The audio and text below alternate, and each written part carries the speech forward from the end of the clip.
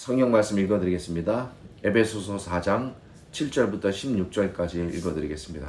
각 사람에게 그리스도의 선물의 분량대로 은혜를 주셨나니 그러므로 이르기를 그가 위로 올라가실 때에 사로잡혔던 자들을 사로잡으시고 사람들에게 선물을 주셨다 하였도다. 올라가셨다 하였은즉 땅 아래 낮은 곳으로 내리셨던 것이 아니면 무엇이냐.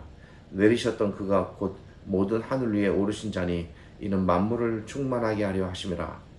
그가 어떤 사람은 사도로, 어떤 사람은 선지자로, 어떤 사람은 복음 전하는 자로, 어떤 사람은 목사와 교사로 삼으셨으니 이는 성도를 온전하게 하여 봉사의 일을 하게 하며 그리스도의 몸을 세우려 하심이라. 우리가 다 하나님의 아들을 믿는 것과 아는 일에 하나가 되어 온전한 사람을 이루어 그리스도의 장성한 분량이 충만한 데까지 이르리니 이는 우리가 이제부터 어린아이가 되지 아니하여 사람의 속임수와 간사한 유혹에 빠져 온갖 교훈의 풍조에 밀려 요동하지 않게 하려 함이라. 오직 사랑 안에서 참된 것을 하여 범사에 그에게까지 자랄지라. 그는 머리니 곧 그리스도라. 그에게서 온몸이 각 마디를 통하여 도움을 받음으로 연결되고 결합되어 각 지체의 분량대로 역사하여 그 몸을 자라게 하며 사랑 안에서 스스로 세우느니라. 제가 아울리치를 다녀와서 주일로는 두 번째 주일을 맞습니다. 지난 주일에는 그 전에 전했던 씨 뿌리는 자의 비유에 대한 말씀을 이제 마지막 한 번 남겨두고 그것을 맞춰야 했기에 그 말씀을 전했고 이제 오늘 이 말씀을 전하게 됩니다. 사실 이 말씀은 지난 아울리치 3일 동안 제가 에베소서를 중심으로 오직 그리스도라는 제목으로 세 편의 말씀을 전했습니다. 사실은 오늘 말씀도 아울리치 기간 동안에 전하기 위해 준비해 두었던 말씀입니다. 그러니까 원래는 총 4편을 준비했고 그 중에 3편을 선택한 것입니다. 아울리치 기간 동안에 3편의 말씀을 전했는데 혹시 몰라 아울리치 때 전할 말씀으로 여분의 한 편의 말씀을 더 준비해 두었던 것입니다. 그러한 이유로 이 말씀도 아울리치 때 전했던 에베소서 중 한 곳의 본문이 되겠으며 제목도 동일하게 오직 그리스도 그리고 네 번째라는 제목으로 말씀을 전합니다. 요즘은 참 좋은 옷들이 많이 나옵니다. 그러나 저희 부모님 때만 해도 간단한 옷은 집에서 실러 떠서 입는 경우가 많았습니다.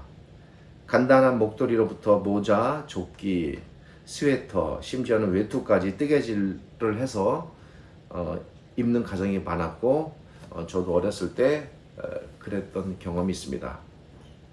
그런데 이렇게 뜨개질을 하다가 간혹 실을 방치해 두어서 실타래가 엉키는 경우가 있습니다.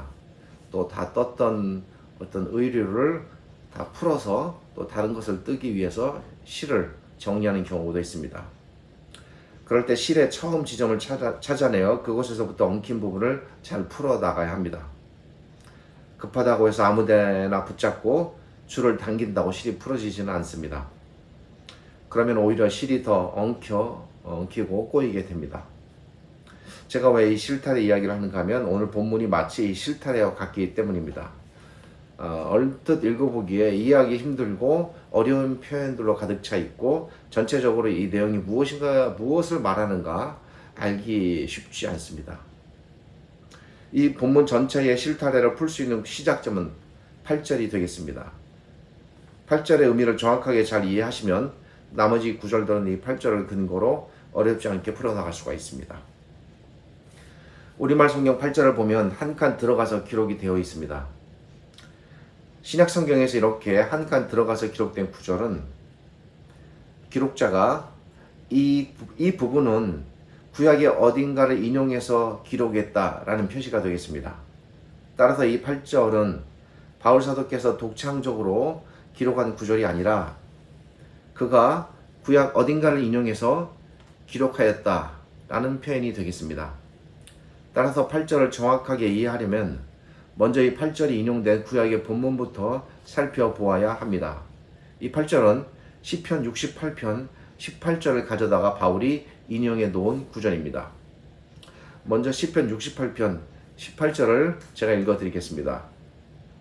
이 구절을 잘 들으시면서 이 시편 18절이 8절에 인용되어 있음을 아실 텐데 집중해서 들으시면 시편 68편 18절과 본문 8절의 인용 사이에 다른 표현들은 거의 비슷한데 딱 한 군데 크게 의미가 달라지는 표현의 차이가 있음을 아실 수 있습니다. 그것이 무엇인가를 들으시면서 아셨다면 아마 잘 집중해서 들으신 것이다 생각됩니다. 시편 68편 18절은 이렇습니다. 주께서 높은 곳으로 오르시며 사로잡은 자를 끌고 선물을 인간 중에서 받으시니, 이 부분입니다. 그런데 본문 8절은 그가 위로 올라가실 때에 사로잡힌 자를 사로잡고 사람들에게 선물을 주셨다라고 되어 있습니다. 신약의 기자들이 구약을 인용할 때 기계적으로 글자 그대로 표현을 하나도 고치지 않고 그대로 인용하는 경우는 있긴 있습니다만 거의 드뭅니다. 신약의 기록자는 자신의 기록 의도에 맞게 때로는 조금씩 다듬기도 하고 고치기도 하면서 편집하는 형태로 인용합니다. 이 두 구절을 비교해보면 바울이 시편 68편 18절을 인용함에 있어서 이 시편 68편 18절에 나타난 것과 다르게 상반되게 표현한 것이 하나 있습니다. 그것이 무엇인지 보이십니까? 시편 68편 18절에는 하나님께서 사람들로부터 선물을 받았다라고 되어 있는데 8절은 그가 선물을 그리고 그 대상은 사람들입니다. 사람들에게 선물을 주셨다라고 되어 있습니다. 이것이 큰 차이입니다. 왜 이런 차이가 존재할까요? 그 이유를 알기 위해서는 먼저 시편 68편 이 18절의 의미가 무엇인가를 살펴볼 필요가 있습니다. 이 시편 68편 18절은 다윗이 쓴 시입니다. 다윗은 거의 평생에 가깝게 정말 너무나도 많은 전쟁을 했던 사람이고 그 전쟁에서 늘 하나님의 도우심으로 승리에 이루곤 하였습니다. 그런 것들을 보면서 다윗은 나의 전쟁은 내가 하는 것이 아니라 하나님께서 하시는 것이다. 하나님께서 나와 함께 때로는 나를 대신하여 싸우신다 라는 생각이 늘 있었습니다. 이러한 것을 배경으로 다윗은 하나님을 전사에 비유하여 하나님께서 악인들을 멸하시는 것을 나타내기 위해 하나님께서 전쟁에 나가시는 것으로 이 시를 표현하고 있습니다. 비슷한 사건으로 창세기 14장에 보면 그러니까 이 시편의 그 배경이 그것이 된다는 것이 아니라 사건적으로 동일한 배경을 갖고 있다는 것입니다. 창세기 14장에 보면 아브라함이 그돌라오멜이라는 그돌라오멜로 구성된 연합 군대와 싸워 이기고 그들의 전리품을 다 취합니다. 또 다윗도 수많은 전쟁에서 승리한 후에 전리품을 취한 사건들이 구약 성경에 많이 기록되어 있습니다. 그와 같이 시편 68편 18절도 그렇게 하나님께서 싸우신 결과 그 싸움에서 승리하셔서 전리품을 취하셨다는 것을 알려주고 있습니다. 그러니까 시편 68편 18절에 사람들에게서 선물을 받으셨다라는 말은 하나님께서 전쟁에서 이기셔서 사람들로부터 그 전리품을 받으셨다는 표현입니다. 물론 이것은 비유적인 표현입니다. 하나님께서 완전히 승리하셨다는 말이 되겠습니다. 그런데 시편 68편 18절을 사도 바울이 본문 8절에서 구약에서 이 시에서는 하나님이신데 이 에베소서에서는 그것을 그리스도에게 적용하여 인용하고 있습니다. 그러니까 싸움의 주체가 구약에서 성부 하나님이셨다면 성자 하나님이신 그리스도에게로 옮겨진 것입니다. 그리고 싸움도 조금 달라지게 됩니다. 무엇입니까? 그것은 바울이 시편 68편 18절에 나타난 하나님의 전쟁을 단순히 구약에서만 나타난 사건으로 이해하지 않았다는 것을 의미합니다. 바울이 이해할 때는 그것이 어떤 의미를 갖는 사건이었다는 것입니다. 그것은 시편 68편에서 나타난 하나님의 승리는 단순히 구약에서만 나타났던 전쟁 사건이 아니라 장차 오실 하나님이신 그리스도께서 자신의 대적들과 싸워 이기실 것을 미리 보여주는 구약에 제시된 모형적인 사건이었다는 것입니다. 바울은 이 시편 68편에 기록된 전쟁 사건을 이 관점으로 바라보았습니다. 그러기에 이 하나님의 승리를 그리스도의 승리로 인용해서 적용할 수가 있었던 것입니다. 하나님께서 구약시대의 이스라엘 백성을 위해 주변의 대적들과 싸우신 것처럼 그리스도께서는 이 땅에 오셔서 자기 백성을 위해 사탄과 싸우셔서 이기십니다. 그리스도께서는 사탄과의 전쟁에서 승리하심으로써 바울의 관점에서 시편 68편 18절이 성취하고자 했던 그 궁극적인 하나님의 전쟁의 승리를 그리스도께서 이루셨다고 보는 겁니다. 그리고 맞습니다. 이것이 바울 사도께서 시편 68편 18절을 가져다가 인용해서 본문 8절에서 인용한 의도가 되겠습니다. 근데 인용의 의도는 여기서 끝나는 것이 아닙니다. 그 다음입니다. 시편 68편 18절에서는 그 전쟁의 결과, 항상 전쟁을 하게 되면 이기는 자는 진자의 모든 물품을 취하게 됩니다. 그래서 우리가 전리품이라고 합니다. 말이나 여러 가지 물건들이라든지 양식이라든지 여러 가지를 취하게 됩니다. 그것을 전리품으로 하나님께서 선물을 받으셨다고 되어 있는데 본문 8절에서는 오히려 정반대로 그리스도께서 선물을 주셨다라고 말하고 있습니다. 왜 이런 다른 표현이 나타났을까요? 궁극적으로 하나님께서 전리품을 취하신 목적이 무엇인가를 바울 사도께서 잘 알았기 때문에 그것이 갖는 내포적인 의미를 풀어서 여기다 인용한 겁니다. 무슨 말씀인지 이해가 되시겠습니까? 그것은 하나님 자신을 위해서 하나님께서 그냥 갖고 누리시기 위해서 전리품을 취하신 것이 아니라 하나님께서 그 전리품을 받으시게 되면 그것을 자기 백성들에게 나눠주십니다. 그 전리품에게 그런 성격이 있는 겁니다. 그걸 알기에 바울 사도께서는 본문 8절에서 시편 68편 18절을 인용할 때에 하나님께서 전리품을 받으셨다는 이 표현을 거꾸로 바꾸어서 그리스도께서 그 받으신 전리품, 이것도 표현이 바뀌었습니다. 무엇으로? 선물이라는 표현을 바뀌었습니다. 선물로 나눠주셨다라고 이렇게 바꾸어 표현한 겁니다. 선물이라는 표현으로 바꾼 이유는 선물이라는 것은 주는 자가 받는 자에게 거저 줄 때 선물이라고 합니다. 거저 주지 않고 대가를 지불하면 선물이 아니죠. 그러니까 그리스도께서 이 전리품을 거저 자기 백성들에게 그냥 주셨다는 측면을 강조하기 위해서 구약에 나타난 전리품이라는 단어를 여기서 선물이라는 단어로 바꿔 표현한 것입니다. 그러니까 선물을 나누어 주셨다는 이 말 안에는 기본적으로 하나님께서 전리품, 이것을 받으셨다는 의미가 전제되어 있는 겁니다. 그렇다면 여기서 그리스도께서 그걸 받아서 자기 백성들에게 선물로 나누어 주셨다고 할 때 이 선물을 그리스도께서 누구에게 나누어 주셨다는 말일까요? 즉 선물을 받는 대상이 누구냐 하는 것입니다. 그리고 여기서 말하는 선물의 의미는 또 무엇인가라는 겁니다. 이것을 바울 사도께서 인용할 때는 그 구약 시편 68편의 문맥 속에 있는 그 의미가 아니라 새로운 의미가 이 안에 이제 제시되어서 이 의미로 말하는 겁니다. 이 선물의 의미는 무엇일까? 그리고 선물은 누구에게 주는 것일까? 이것이 이제 본문 안에서 새롭게 등장하는 의미가 되겠습니다. 우선 선물이 무엇인가는 좀 이따 말씀드리기로 하고요. 이 선물은 그것을 받는 대상이 교회가 되겠습니다. 그러니까 그리스도께서 교회에게 주셨다는 것입니다. 그러니까 교회가 선물을 받는 대상이 됩니다. 한편 본문 8절 앞부분을 보면 그가 위로 올라가실 때에 사로잡힌 자를 사로잡았다 라고 또 되어 있습니다. 이 말이 쉽지 않습니다. 이미 이 의미가 무엇인가 생각해 보겠습니다. 위로 올라가셨다라는 말은 1차적으로 그리스도께서 죽으시고 부활하신 후에 하늘로 올라가신 것을 알려주는 표현입니다.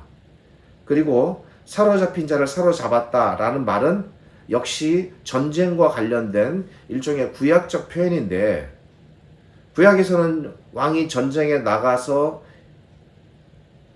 지게 되면은 이기면 포로를 끌고 오지만 지게 되면 자기 백성이 포로로 끌려가게 됩니다. 그러면 다시 왕이 힘을 회복해서 전쟁에 나가 그 끌려간 포로를 또 다시 되찾아오는 경우도 있습니다. 왕이 다시 힘을 키워 자기 백성을 되찾아오는 것입니다. 그런 구약적인 의미가 이 안에 들어 있습니다. 그런 것을 배경으로 삼아서 바울 사도께서 사로잡힌 자를 사로잡았다. 왕이 사로잡힌 자기 백성을 다시 포로를 되돌려 왔다라는 표현을 지금 여기 쓰고 있는 겁니다.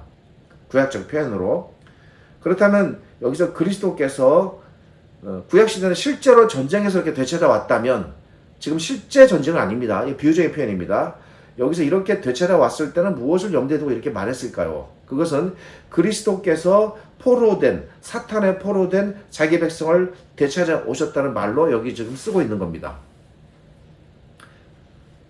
사탄에게 죄라는 사슬에 꽁꽁 묶여 완전히 그 전쟁에서 져서 사탄의 포로가 되어 끌려다니며 노예처럼 있을 수밖에 없는 그 백성들을 그리스도께서 승리하셔서 사탄을 제압하시고 거기서 모든 자기의 포로를 다 끄집어냈다는 겁니다.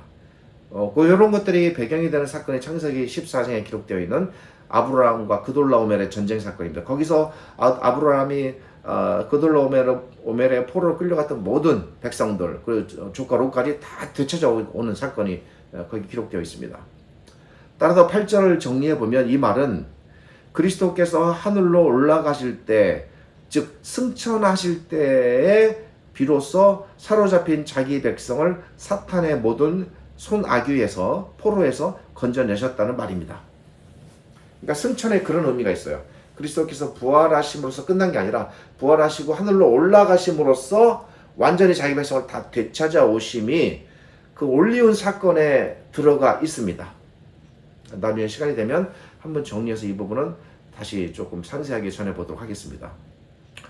이렇게 올라가실 때에 그리스도께서 사탄에게 사로잡힌 모든 자를 그 순간에 다 되찾아오신 것이고, 그래서 우리는 포로에서 자유롭게 된 자로 지금 살고 있는 겁니다.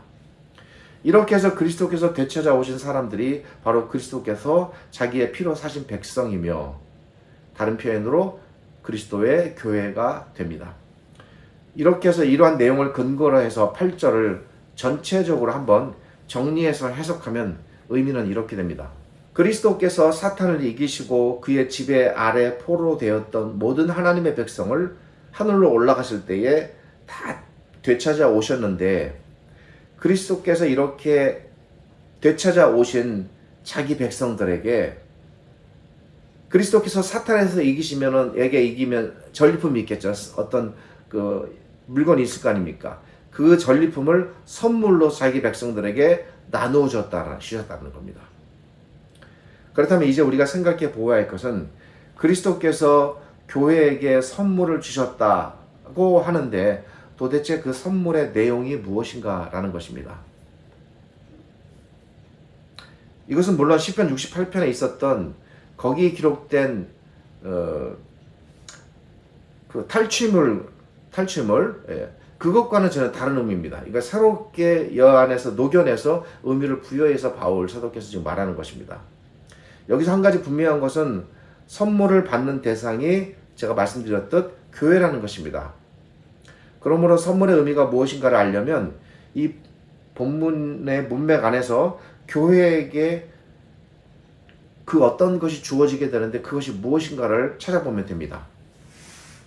하나님께서 교회에게 주신 것, 즉 하나님께서 교회를 바로 세우시기 위해 또 교회를 이끌어 가시기 위해서 교회에게 주신 각종 선물들, 그 선물들에 대한 이야기가 11절에 등장합니다. 11절 맨 끝을 보겠습니다. 맨 끝을 보면 주셨다, 뭐를 주셨다라고 말하고 있습니다. 그러니까 8절이라는 그 선물을 주셨다라는 것에 근거해서 그 주신 내용을 말하고 11절 끝에서 주셨다라고 말하는 것입니다. 11절을 보면 그리스도께서 교회에게 주신 선물이 무엇인지 내용이 등장합니다. 그것은 예수님께서 교회에게 사도와 선지자와 복음 전하는 자와 목사와 교사를 주셨고 그것을 선물로 교회에게 주셨다는 것입니다. 하나님께서는 교회가 처음 세워질 때부터 교회에게 이 각종 다양한 직분들을 주셔서 교회가 그리스도의 몸을 이루게 하셨다는 겁니다. 그런데 이 11절을 잘 따져보면 두 가지 의문이 있습니다. 이 의문을 풀어내야 우리에게 적용할 수가 있습니다. 이 의문은 첫째는 그리스도께서 교회에게 사도와 선지자와 복음 전하는 자, 목사와 교사를 선물로 주셨다고 말하고 있는데 이 여기서 생기는 의문은 오늘날 교회에는 이 직분들 중에서 사도와 선지자가 없다는 것입니다. 사도는 물리적으로 12사도가 이 땅에 존재하지 않으니까 당연히 없어지게 된 것이고 선지자는 하나님의 말씀이 모두 완성되어 책으로 기록되어 있기 때문에 더 이상 선지자를 두시지 않습니다. 그래서 선지자라는 직분은 이제는 없습니다.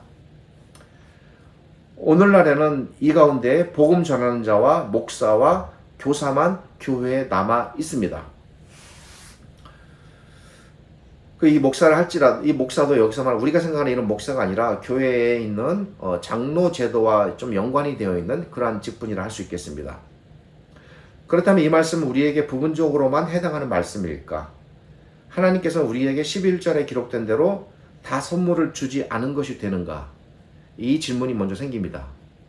두 번째 질문은 오늘날 교회 안에는 목사와 교사, 여기서 교사란 교회 안에 있는 각종 주일학교 청년부 교사를 말하는 것이 전혀 아닙니다. 그런 뜻이 아니라 성경을 전문적으로 연구하여 가르치는 선생을 말합니다. 그것이 꼭 대학 학교 교수에만 국한시킬 수는 없고 그런 제도적인 경계를 넘어서서 성경을 전문적으로 연구하여 가르치는 사람들, 이들을 교사라고 폭넓게 말합니다. 이 외에 교회 안에는 장로와 집사를 비롯해서 그 외에도 여기 기록되지 않은 다양한 다른 직분들도 많습니다. 그리고 그것을 교회가 공식적으로 인정하고 제도적으로 정착해서 지금 교회 안에 시행해 나가고 있습니다. 따라서 11절을 문자 그대로만 해석하면 하나님께서 오늘날 교회의 유익을 위해 주신 직분들 중에 그러면 11절에 기록되지 않은 다루 많은 직분들 많습니다. 일일이 거론하진 않겠습니다. 그런 직분들은 하나님의 선물에 포함이 되지 않는가? 이런 의문도 생기는 것입니다. 역시 교회의 유익을 위해서 교회 안에 두었는데 다른 기록되지 않은 직분들은 여기 해당되지 않는가? 이것입니다. 이 두 가지 질문 때문에 11절을 그런 방식으로 해석할 수가 없습니다. 또 11절을 그렇게 해석할 수 없는 근거가 11절에 제시됩니다. 12절은 하나님께서 교회에게 직분을 주신 목적이 무엇인가를 알려줍니다. 이 목적에 부합된다면 여기에 기록된 명칭 유무와 상관없이 그 직분들이 다 선물이 된다는 것입니다. 하나님께서 교회에게 사도와 선지자와 복음 전하는 자와 목사와 교사를 주신 목적은 오직 성도를 온전하게 섬겨서 그리스도의 몸을 잘 이루게 하시기 위함입니다. 이게 선물의 목적입니다. 그러기에 11절에 등장한 이 직분들은 지금 없어진 것도 있고 지금 교회에 새로 추가된 것도 있습니다. 그러니까 직분의 종류와 상관없이 이 모든 직분들이 하나의 대표성을 가지며 이 11절은 궁극적으로 하나님께서 교회를 온전히 세우시기 위해 주신 모든 직분들이고 이것은 모두 다 하나님의 선물이다 라는 것을 알려줍니다. 그러기에 궁극적으로 이 직분들은 눈에 보이는 계급적 신분적 직분을 말하는 것이 아닙니다. 비록 교회에 처음 나와서 아무런 외적인 직분을 받지 못했어도 만일 그 어떤 분이 교회의 유익을 위해서 힘써 주님의 거룩한 몸을 잘 세워 나간다면 자기의 역할을 충실하게 잘 유지해 나간다면 그도 바로 하나님께서 교회에게 주신 선물이 된다는 것입니다.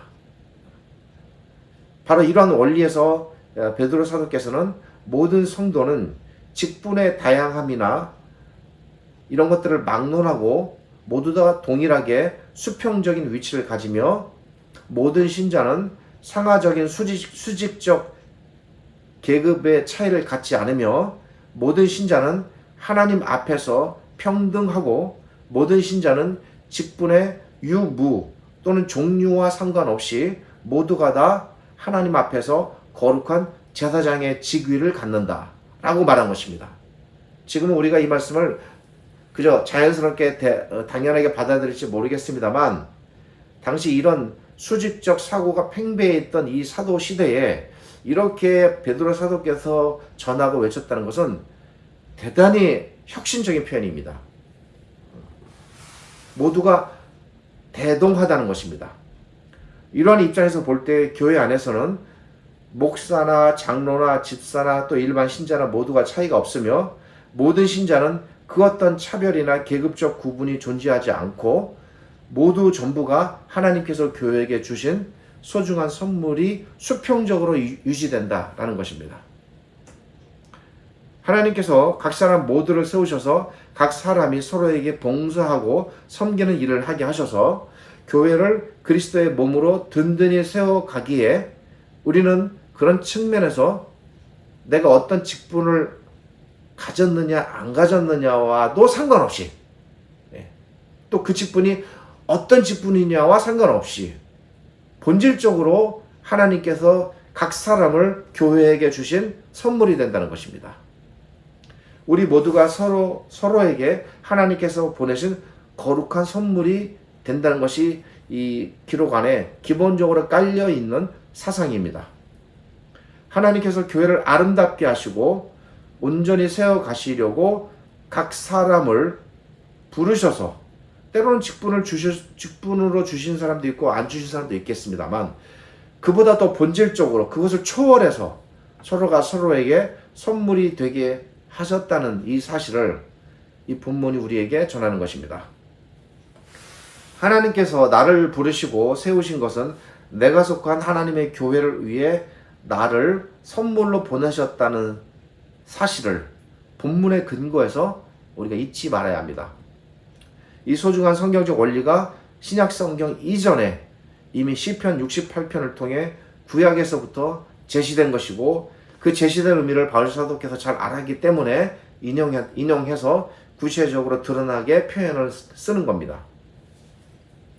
그러면 이 하나님의 교회란 우리가 속하는 눈에 보이는 우리 주변에 있는 이 지역의 교회를 말하는 것입니까? 아닙니다. 결코 그렇지 않습니다. 여기서 말하는 교회는 궁극적으로 하나님을 섬기는 이 땅의 모든 하나님의 백성 공동체, 그리고 다른 말로 하나님의 나라라고 말할 수 있습니다. 그러기에 우리가 어디를 가든 우리가 가는 그곳에서 우리가 하나님께로부터 이 땅의 백성에게 선물로 보내셨다는 사실을 늘 알고 있어야 합니다. 우리는 주일로는 지난 주일 그 이전입니다만 지난 주간에 네팔을 다녀왔습니다. 우리가 네팔로 보냄을 받았을 때에 이미 하나님께서는 우리를 자기가 보내시려고 하는 그 대상을 위한 선물로 우리를 보내신 것입니다. 이 본문에 근거한다면 우리가 선물이 되어 그리스도의 복음을 전하고 그리스도의 사랑을 전하고 그리스도의 말씀을 보이지 않게 실천하고 그리스도의 생각을 드러나지 않게라도 나누게 하시는 것입니다. 그리고 네팔에서뿐만 아니라 돌아온 지금도 이 땅에서도 앞으로 계속 우리는 우리의 모든 이웃들에게 우리가 거룩한 선물로서 보냄을 받았다는 이 소명의식, 이 책임의식을 갖고 살아야 하겠습니다. 적어도 이것이 바울 사도께서 본문을 통해서 그 당시 에베소 교회에게 그리고 기록된 말씀을 통해서 우리에게 지금 전하고 있는 내용입니다. 때로 몸은 피곤할 수 있고 마음은 지칠 수 있습니다. 그럴지라도 이 진리의 가르침은 피곤하지 않습니다. 변하지 않습니다. 우리는 우리가 가는 모든 곳에서 우리가 있는 모든 자리에서 우리가 만나는 모든 사람들에게 우리가 아울리치의 자리에 있든지 없든지 간에 그 영역을 초월하여 우리 늘 그리스도께서 우리가 이 땅에 보내진 선물이라는 삶을 알고 우리의 주어진 삶을 살아내야 합니다. 그러니까 그런 선물 의식이 있어야 하겠습니다. 이것은 내가 일반 신자냐, 또 집사냐, 권사냐, 장로냐, 목사냐와 라는 이 직분의 유무와 관계가 없는 말입니다. 이것은 이 땅에 보냄을 받은 모든 하나님의 백성 전체의 문제입니다. 내가 하나님의 백성이라면, 내가 그리스도의 제자라면 나는 반드시 이 땅에 그 누군가에게 선물로 보냄을 받았구나. 그래서 내가 이 땅에 태어났고 나를 그렇게 보내셨구나. 이 의식이 있어야 된다는 겁니다. 우리가 만나는 모든 사람에게 저는 그리스도께서 당신에게 보내신 하나님의 선물입니다. 그런 의미에서 제가 무엇인가를 드립니다. 저를 드립니다. 이런 심정으로 이웃을 대해하고 자기에게 주어진 삶에 최선을 다해야 할 것입니다. 선물은 사람에게 기쁨을 줍니다. 그리고 선물은 대가를 바라지 않습니다. 선물을 주고도 상처받는 이유는 대가를 염두에 두었기 때문이 아닐까? 그런 생각을 합니다. 선물을 받으면 기쁘고 행복해집니다. 그러기에 우리가 만나는 모든 사람들이 우리로 인해 기쁘고 행복해져야 합니다. 적어도 이것이 이 성경, 굳이 교로 표현하면 기독교인데 이 기독교가 추구하고 있는 기본적인 방향입니다. 나로 인해 나의 아내, 나의 남편이 행복해야 합니다. 나로 인해 나의 부모님이 행복해지셔야 합니다. 나로 인해 나의 자녀들이 행복해져야 합니다. 나로 인해 나의 교우들이 행복해져야 합니다. 나아가서 나로 인해 나의 사회와 나의 국가가 행복해져야 합니다. 그리고 궁극적으로 나로 인해 나의 교회와 이 땅의 모든 하나님의 교회 백성 공동체 전체가 행복해져야 합니다. 바닷물에 물방울 하나 던진다고 바닷물에 늘어나는 양이 표시가 나겠습니까? 그렇다고 해서 그런 방식으로 생각한다면 우리가 이 땅에 살 수 있는 일이 아무것도 없습니다. 다 이루지는 못해도 늘 그런 목적의식을 갖고 최소한 그런 방향으로 나의 삶을 몰아가야 합니다. 길을 가다가 들에 핀 꽃 한 송이를 보았습니다. 너무나 예쁘고 아름답습니다. 아무 생각 없이 꺾었습니다. 그렇게 하면 그것은 훼손입니다. 내가 훼손하지 않는다고 해서 그 일이 이 지구 전체의 자연에 얼마나 큰 영향을 끼치겠는가 라고 생각한다면 미약한 일이지만 그래도 내가 아끼고 소중히 여기는 마음을 갖고 나와 같은 사람들이 모여 지구 전체가 아름답게 보존될 것을 생각한다면 나의 이 무분별한 행동 하나도 잘 돌아보고 그렇게 하면 안 되겠다라는 생각을 갖고 그저 바라보는 것으로 기뻐하고 소중히 여기는 마음을 갖듯 우리도 그런 마음으로 나의 영향이 미비하다 하여 미약하다 하여 포기하지 말고 나의 이 작은 일들이 이 땅의 교회, 이 하나님의 나라에 얼마나 큰 영향을 미칠까라고 생각한다면 그건 결과론적인 이야기입니다. 하나님은 그렇지가 않습니다. 그럴지라도 하나님의 교회 전체를 살리는 심정으로 작은 일부터 행해 나가기를 부탁드립니다.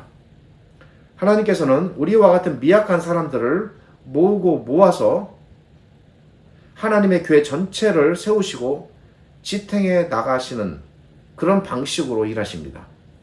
결코 뛰어난 영웅을 세워 하나님의 교회를 세우고 하나님의 나라를 드높이는 그런 방식의 일을 하나님은 하지 않으십니다. 그거는 인간적인 생각입니다. 이것이 이 땅에서 살아가는 하나님 나라의 백성의 모습입니다. 진정으로 이 땅의 모든 신자들이 서로에게 하나님의 거룩한 선물로서의 역할을 잘 감당하여 그런 날들이 언젠가 가득하게 이 땅에 임하기를 바라는 심정으로 말씀을 전합니다. 기도하겠습니다. 거룩한 하나님 감사합니다. 오늘 이 말씀을 통해서 하나님께서 우리 한 사람 한 사람을 부르시고 이 땅에 내보내셔서 하나님의 백성으로 또 그리스도의 제자로 부르신 목적이 무엇인가를 생각해 보았습니다. 바울 사도의 그 관점으로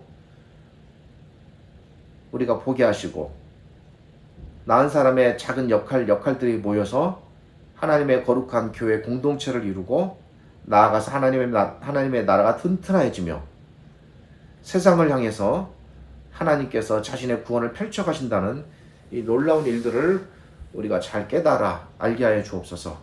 그러기에 우리가 각자 모두 나의 삶에 충실하게 하시고 소홀히 여기지 않게 하시고 부르셔서 이끄시는 모든 순간순간들에게 하나님의 뜻을 잘 이루어가는 신실한 주의 백성들이 되기를 바랍니다. 지금은 우리 주님 예수 그리스도의 은혜와 죄를 지극히 사랑하시는 아버지 하나님의 크신 사랑과 오늘 이 말씀을 통해서 각자를 부르신 하나님의 소명을 알게 하시고 깨닫게 하셔서 이끄시는 성령 하나님의 함께 하심이 오직 하나님만을 바라보고 자신의 삶을 이루어가려는 모든 신자들에게 하나님의 함께 하시는 은혜와 도우시는 사랑과 축복이 가득하시기를 우리 주님 예수 그리스도의 이름으로 축복하며 기도드립니다. 아멘.